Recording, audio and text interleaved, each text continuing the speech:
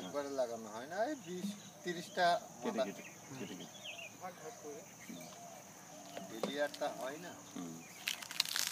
তো শীতকালে তোমরা করছো কেন, গরমকালে কেন হয় না? গরমকালে হবে না, এটা গরমকালে হয় না। কেন? খেজুর গাছের গুড় গরমকালে হয় না। কেন?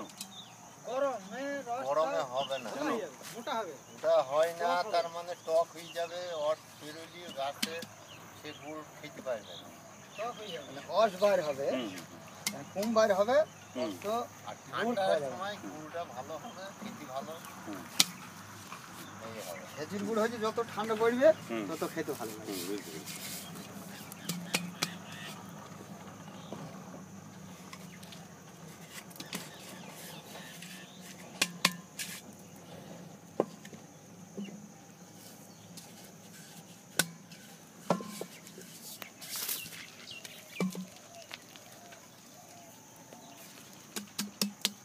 So actually they are the people who are working with this industry.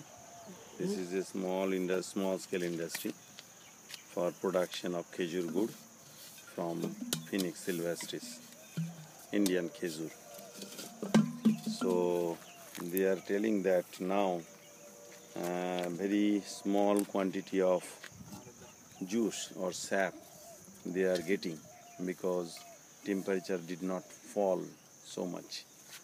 So with the fall of temperature and days of tapping, the production will increase, sap flow will increase, and they will get more quantity of jaggery.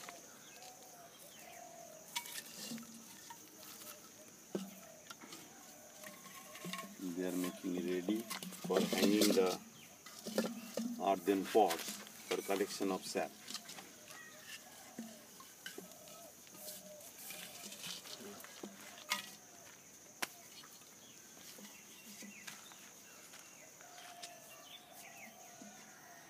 এখানে কতগুলো গাছ আছে যেগুলো ভালো, মানে ভালো রস দেয়? ওই আপনার ভালো বাছাই করতে গেলে এই 800-900 মতন দাঁড়াবে। 900? 900 মতো, মানে 1 লিটারের মতো দিচ্ছি এখন। ওইটা বাড়বে কতটা? ওটা বাড়বে আপনার 5 লিটার বাড়বে, 4 লিটার 5 লিটার, 3 লিটার 4 লিটার এরকম যেরকম। সেরকম কত গাছ এক একটা গাছ? তোমাদের এখানে কত গাছ আছে? এখানে টোটাল গাছ আছে আপনার, না ওই ধরনের গাছ যে যার ফলনটা হচ্ছে 5 লিটার, ফলনটা বেশি, ওটা 900 মতন দাঁড়াবে। কতগুলো গাছ আছে এখানে তোমাদের টোটাল গাছ এই ক্যাম্পের টোটাল গাছটা আপনার ওই 1600 1700। আর তোমার ওর মধ্যে ভালো যে ওই ভালো 900 মতন গাছ 900 আসলো, সেগুলো কতগুলো গাছ? 16টার মধ্যে 900টা?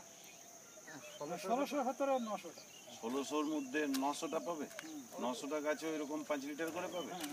আচ্ছা, তার মধ্যে সবচেয়ে বেশি কোনটা পাবে? সবচেয়ে বেশি ওটা আপনার ওই 150-200 মতন আসবে।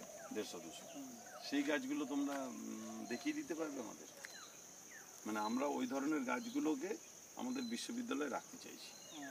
ওইগুলোকে ধরো তোমরা দেখিয়ে দিলে, আমরা মার্ক করলাম, এবারে সেইটার থেকে এই বছরে যে বীজটা হবে সেই বীজটা ওইগুলোর থেকে পাকা খেজুর পেড়ে সেটার বীজ করে চারা করে আমরা লাগিয়ে রাখবো, যাতে ধরো এইগুলোকে, ধরো এইরকম গাছ তো এবারে যারা বাগান করলো 500-2000, তাকে বললাম যে আমার কাছে এত ফলনের একটা চারা আছে, সেটা তুমি লাগাও। বুঝতে পেরেছো? তাহলে কি তোমাদেরও যে বিজনেসটা, তাহলে ওই কম গাছে তুমি উঠছো, পাচ্ছ না, সেটা হবে না। তুমিও পাবে একটা জায়গায় 5 লিটার 10 লিটার, এই জায়গার তুমি পেয়ে যাবে যে ভালো জাতের গাছ আমি পাচ্ছি। সেটা তোমার বিজনেসটাও বাড়াবে, প্রোডাকশনের লাভটাও বাড়াবে। এইটার জন্য আমরা কাজটাই শুরু করছি। তা সেটা দেখো তোমাদের, মানে আমি তাহলে মধ্যে খবর নেব, যদি ফোন নাম্বার দিই তো তাহলে ভালো।